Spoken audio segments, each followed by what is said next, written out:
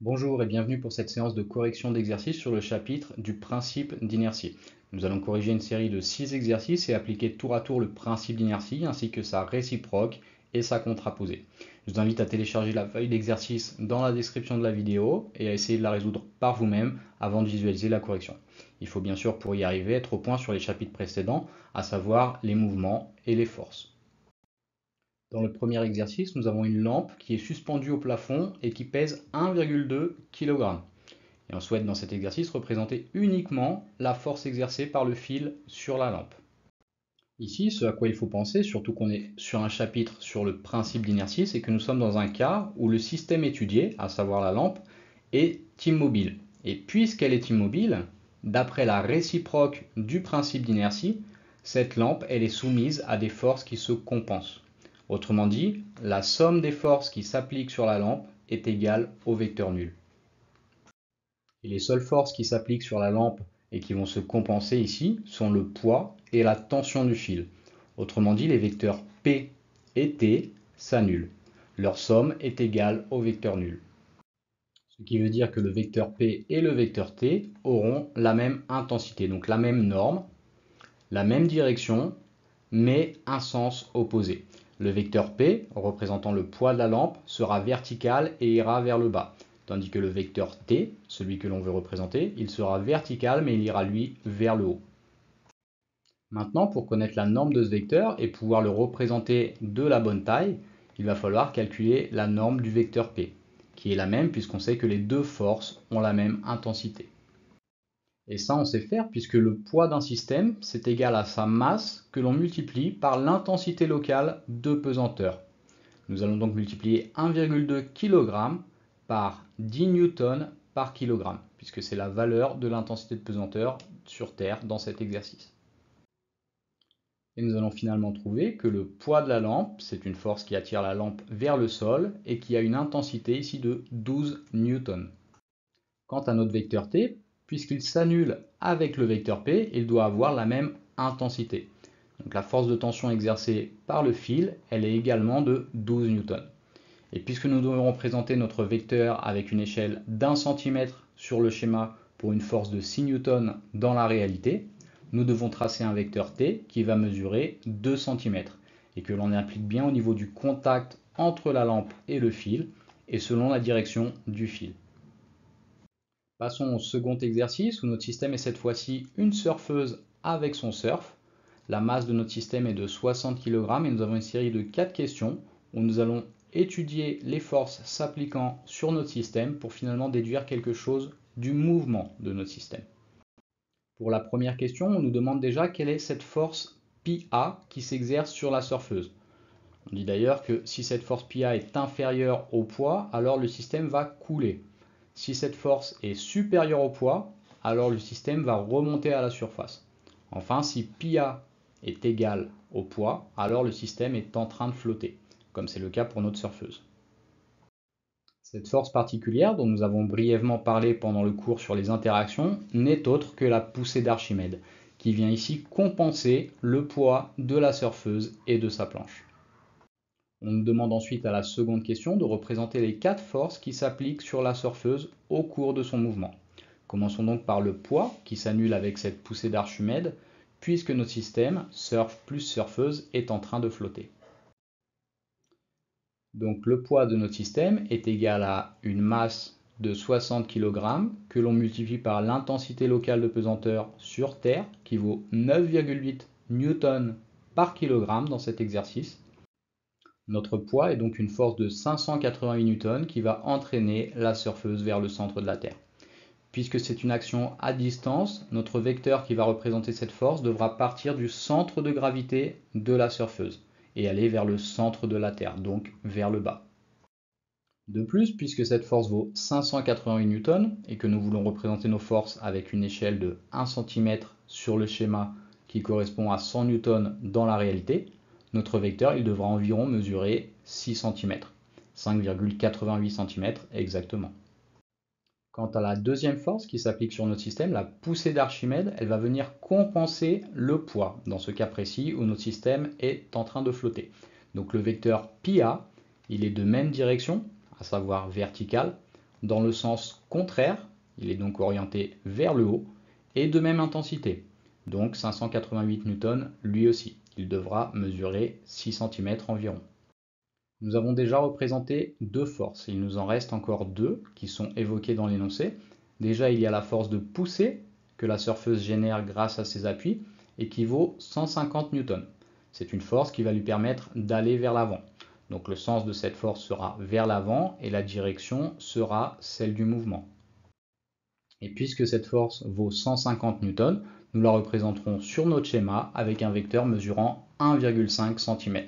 Toujours pour garder cette même échelle d'1 cm sur le schéma, correspondant à 100 newtons dans la réalité.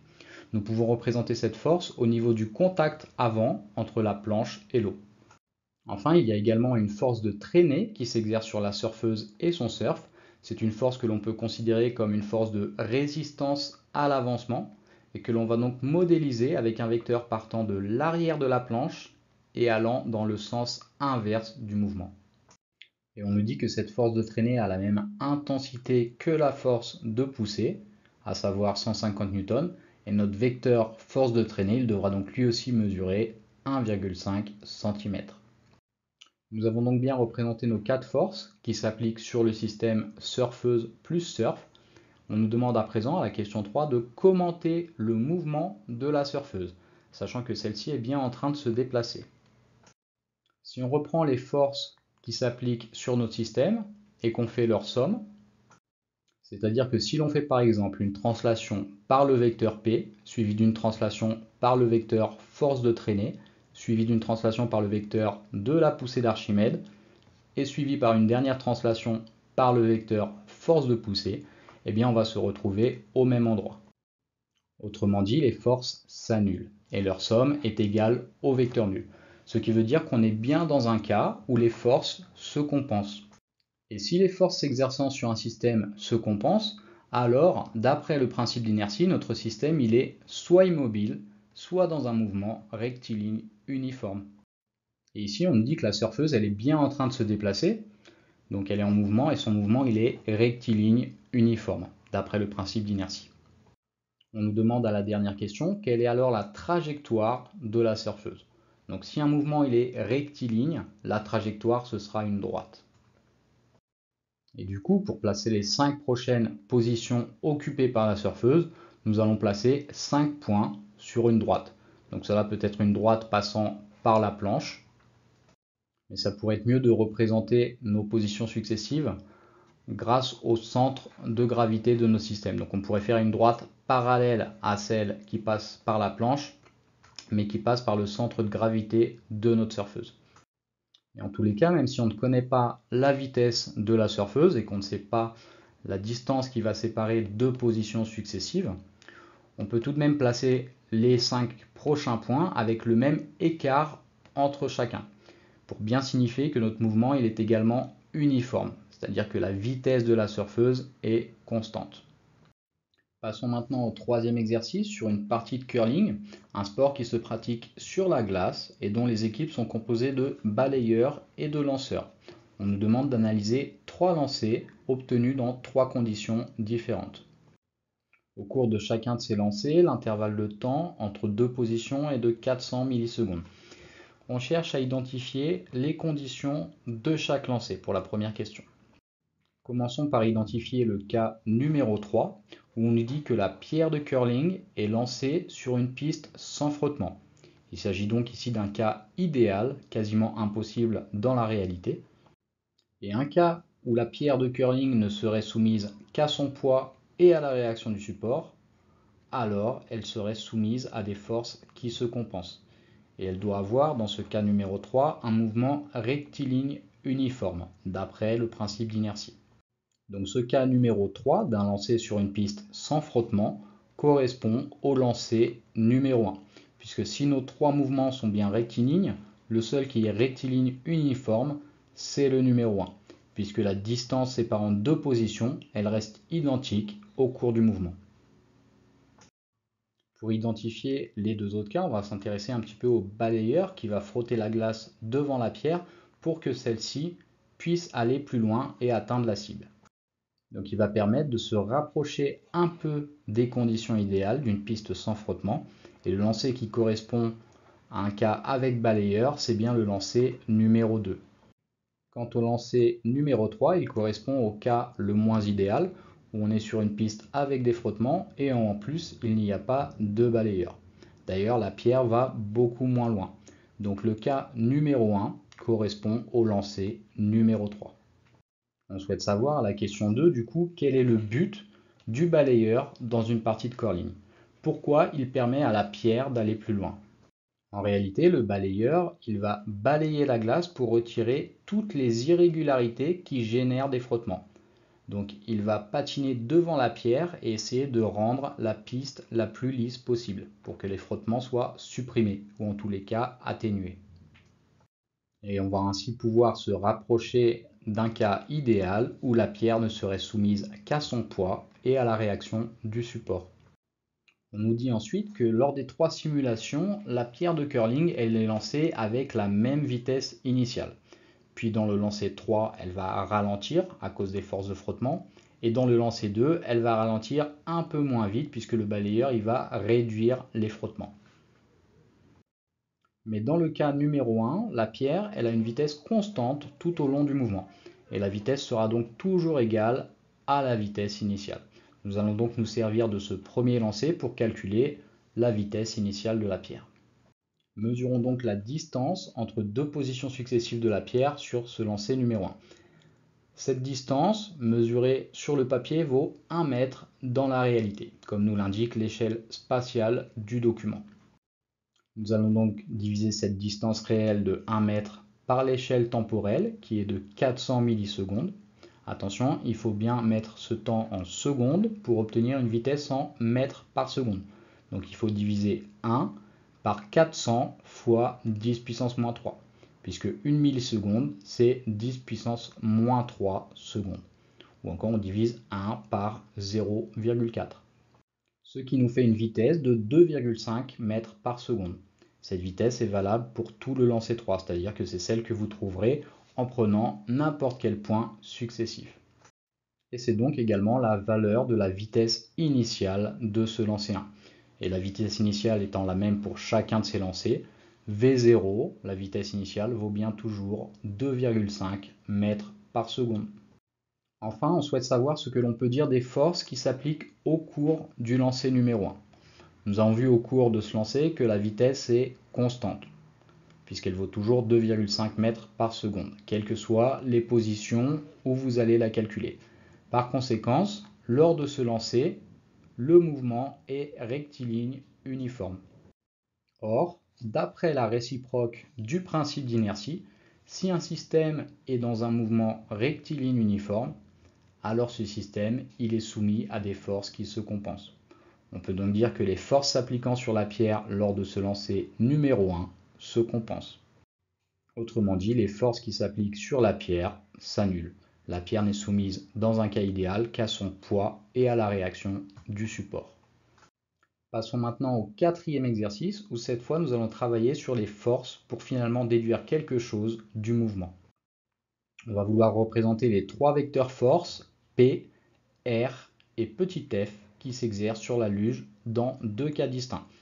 Donc ici, même si on ne vous demande pas de calculer les forces et de les représenter à l'échelle, nous allons essayer d'être précis au maximum pour bien différencier les 2 cas. Et pour la question 1, il va falloir dessiner les vecteurs dans le cas où ils se compensent.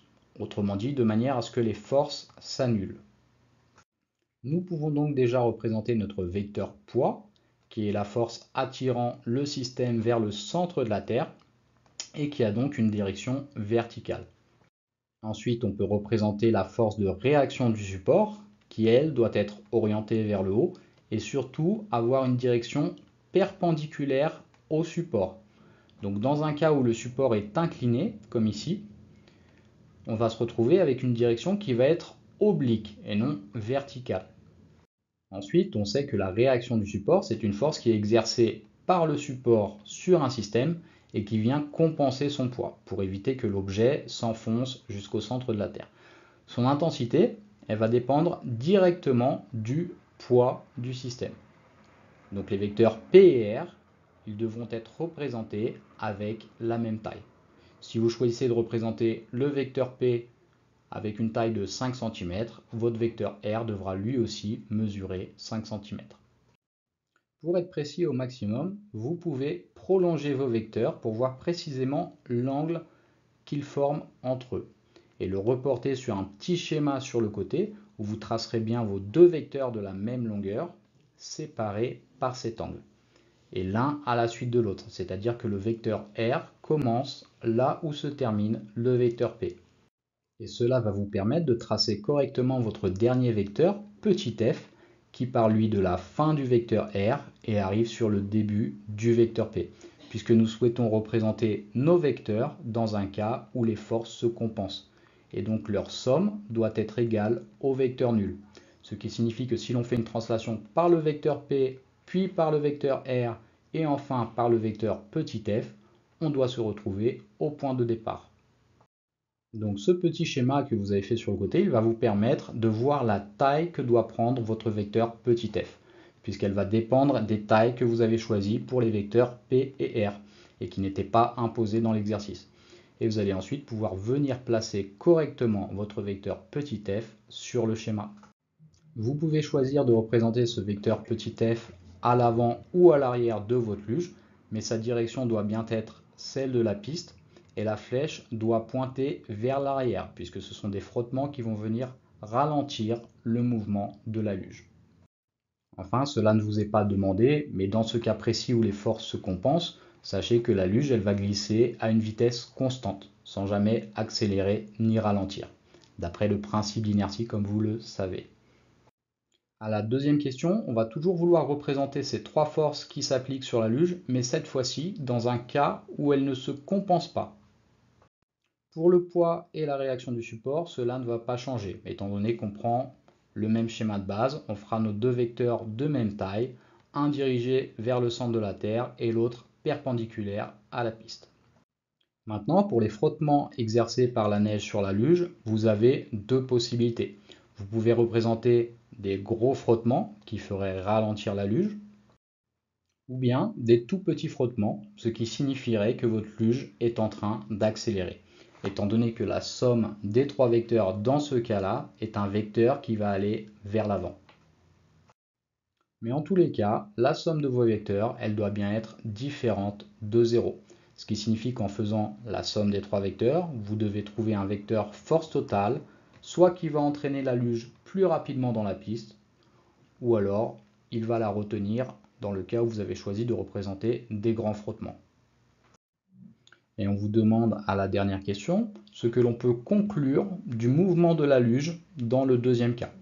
Donc le deuxième cas, c'est celui où vous avez représenté des forces qui ne se compensent pas, qu'elles aient pour effet de ralentir la luge ou de lui donner de l'accélération, peu importe.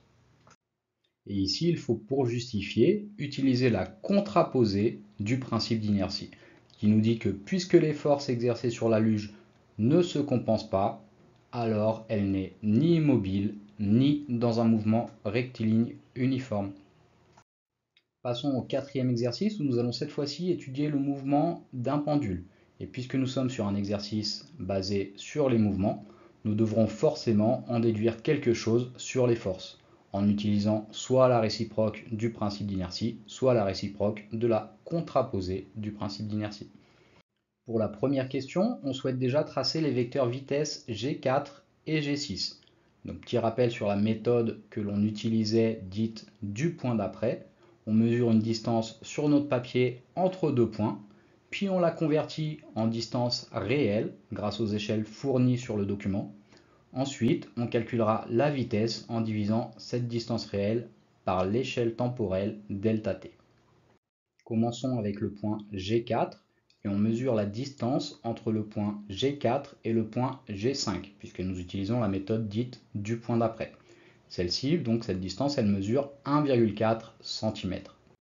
Ensuite, on veut exprimer cette distance mesurée en une distance réelle. Il va pour cela falloir utiliser l'échelle spatiale fournie sur le document. Ici, on nous dit juste que l'échelle est de 1,5. Donc ça signifie que 1 cm sur notre schéma représente 0,5 cm dans la réalité.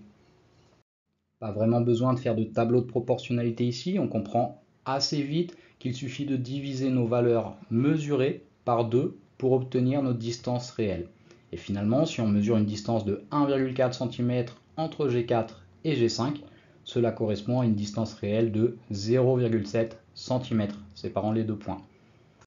Nous pouvons donc, pour trouver la vitesse, diviser cette distance réelle par le temps séparant les deux positions successives, à savoir delta t, à savoir 10 millisecondes, comme cela nous est indiqué dans l'énoncé. Attention toutefois ici, si on veut une vitesse en mètres par seconde, il va bien falloir diviser des mètres par des secondes. Donc notre distance de 0,7 cm, nous l'écrirons 0,007 mètres. Et notre temps delta t, qui vaut 10 millisecondes, il vaudra en secondes 10 puissance moins 2, puisque 1 milliseconde, c'est 10 puissance moins 3 secondes.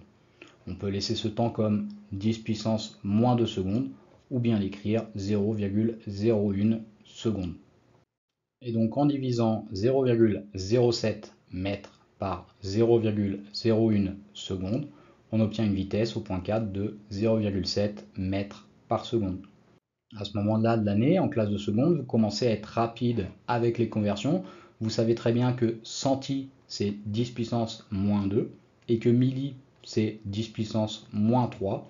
Vous pouvez directement taper sur votre calculatrice scientifique 0,7 fois 10 puissance moins 2 pour les 0,7 cm et 10 fois 10 puissance moins 3 pour les 10 millisecondes et vous trouverez le même résultat. Enfin, notre dernière étape consiste à représenter le vecteur vitesse sur le schéma. Et l'exercice nous impose d'ailleurs de travailler avec une échelle de vitesse de 1 cm pour 0,5 mètres par seconde. On souhaite donc représenter une vitesse de 0,7 mètres par seconde, sachant que 0,5 mètres par seconde doit mesurer 1 cm. Finalement, si on fait notre produit en croix, puis qu'on isole le x, on s'aperçoit que notre vecteur vitesse v4, il devra mesurer 1,4 cm pour bien correspondre à l'échelle fixée. On va donc tracer un vecteur vitesse de 1,4 cm pour bien représenter sa norme. Attention à bien respecter également les conventions pour le sens et la direction de ce vecteur. On trace toujours bien nos vecteurs vitesse dans le sens du mouvement, c'est-à-dire allant de G4 vers G5, et sa direction doit bien être tangente à la trajectoire de la bille. Maintenant, pour tracer le vecteur vitesse V6 qui s'applique au point G6, nous allons utiliser la même méthode, à savoir mesurer la distance entre G6 et le point d'après. On mesure finalement la même distance sur le papier de 1,4 cm, donc la distance réelle sera identique à celle trouvée entre les points 4 et 5, à savoir 0,7 cm. Et le calcul restera lui aussi inchangé. Nous aurons toujours une vitesse de 0,7 mètres par seconde au point 6. Du coup, pour tracer le vecteur vitesse V6, on va lui aussi lui donner une taille de 1,4 cm, puisque 1 cm sur le papier représente 0,5 mètres par seconde dans la réalité. Encore une fois, on n'oublie pas que nos vecteurs vitesse, ils doivent être tangents à la courbe et dans le sens du mouvement. Passons maintenant à la seconde question de l'exercice où l'on souhaite déjà caractériser le mouvement. Déjà, vu ce que nous avions vu à la question précédente, on peut dire que le vecteur vitesse, il va rester constant en chaque point. Si on s'amuse à mesurer des autres distances entre deux autres points, on va de nouveau trouver une distance d'1,4 cm sur le papier qui correspondra à une distance réelle de 0,7 cm et on se retrouvera avec la même vitesse. Donc la vitesse va rester constante au cours du mouvement, ce qui veut dire que le mouvement sera uniforme. Mais d'après ce que nous avions vu sur le premier chapitre sur les mouvements, un mouvement, il est défini par sa vitesse mais aussi par sa trajectoire. Donc concernant la trajectoire, ici pour la bille du pendule, il s'agit d'un arc de cercle, puisque si on prolonge la trajectoire, on va se rendre compte qu'on a finalement un cercle avec un très grand rayon. Le rayon est en fait le fil qui relie la bille au pendule. Et lorsqu'on a un système dont la trajectoire est soit un cercle, soit un arc de cercle, alors on peut dire que le mouvement est circulaire. Ici, nous avons finalement un mouvement qui est circulaire et uniforme. Une fois qu'on a dit ça, on veut savoir si les forces se compensent et on souhaite une justification. Et finalement, ici, les forces, elles ne se compensent pas. Ce que l'on peut facilement justifier avec la réciproque de la contraposée du principe d'inertie, qui nous dit que puisque le mouvement n'est pas rectiligne uniforme, alors les forces s'exerçant sur la bille de notre pendule ne se compensent pas. Pour la question suivante, on veut lister les forces qui s'exercent sur la bille du pendule, sachant que l'on néglige les forces exercées par l'air. Et si on néglige les forces exercées par l'air, il va nous rester le poids, comme d'habitude, qui est une force dépendant de la masse de la bille et de l'intensité locale de pesanteur. Sa direction est verticale, puisqu'elle entraîne la bille vers le centre de la Terre, et son sens est vers le bas. L'autre force qui s'applique sur la bille du pendule, c'est la force de tension du fil, qui est une force qui va retenir la bille en l'air. Sa direction est celle du fil et son sens est vers le haut. L'intensité de cette force, elle dépend directement du poids de la bille. En effet, plus la bille a une grande masse, plus la force que doit exercer le fil sur elle doit être grande. On souhaite finalement représenter ces deux forces sur la photo fournie, sans souci d'échelle. Respectons donc ce que nous venons de dire concernant le sens et la direction des vecteurs P pour le poids et T pour la tension du fil. Le poids étant une action à distance, le vecteur poids doit s'appliquer au centre de gravité de la bille. Et la tension étant une action de contact, on fait partir le vecteur T au niveau du contact entre la bille et le fil. Et ici, pour conclure, si on fait la somme de nos deux forces s'exerçant sur la bille du pendule, on va trouver un vecteur force totale qui n'est pas nul. Ce qui veut bien dire que la tension et le poids ne s'annulent pas. Autrement dit, on est bien dans un cas où les forces ne se compensent pas. Passons au dernier exercice de cette séance sur le saut d'un parachutiste que nous allons étudier à travers cette courbe de vitesse qui nous est fournie. On souhaite d'abord dire dans quel intervalle de temps on peut considérer que le parachutiste est en chute libre. On rappelle donc ce que nous avons vu pendant le cours, c'est-à-dire qu'un système est considéré en chute libre lorsqu'il n'est soumis qu'à son poids. Il s'agit donc du moment où les forces de frottement sont négligeables et que l'on peut considérer que le parachutiste n'est soumis qu'à son poids. C'est en fait le moment où le parachute n'a pas été déployé et où le parachutiste ne va cesser de prendre de la vitesse. Cela correspond donc au début du graphique lorsque la vitesse augmente jusqu'à atteindre 50 mètres par seconde. On peut donc considérer que le parachutiste est en chute libre entre les temps t égale 0 secondes et t égale 5 secondes. Bon, dans la réalité, il va toujours y avoir des forces de frottement qui vont s'exercer sur un corps qui tombe, puisque nous sommes dans l'air et non dans le vide. Cependant, si on considère bien que le parachutiste est en chute libre, cela signifie que les forces de frottement sont si petites par rapport à son poids que l'on peut les négliger, pour répondre à la question 2. Par contre, lorsqu'il déploie son parachute, les forces de frottement elles vont commencer à s'exercer sur celui-ci et elles ne vont plus être négligeables. Elles vont venir ralentir le mouvement du parachutiste. Et si l'on vient lire la vitesse à partir de laquelle le parachutiste commence à ralentir, on s'aperçoit qu'elle est de 50 mètres par seconde. Donc le parachutiste atteint une vitesse de 50 mètres par seconde lorsqu'il déploie son parachute, pour répondre à la question 3. On souhaite ensuite, à la question 4, représenter les forces s'exerçant sur le système parachutiste plus parachute sur deux schémas distincts. Un à t égale 10 secondes et un second schéma à t égale 25 secondes. Donc à t égale 10 secondes, on constate que la vitesse du parachutiste, déjà elle est de 20 mètres par seconde, et surtout on constate qu'elle est toujours en train de chuter. On est toujours dans un endroit de la courbe où la vitesse diminue. Et à cet instant, les forces qui s'appliquent sur le parachutiste et son parachute ne se compensent pas. Les forces de frottement, elles sont en train d'augmenter de plus en plus depuis qu'il a déployé son parachute, mais elles restent toujours inférieures au poids du parachutiste.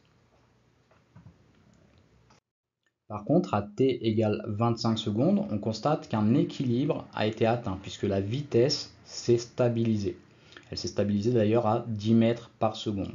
Et ce depuis un moment, depuis t égale 20 secondes.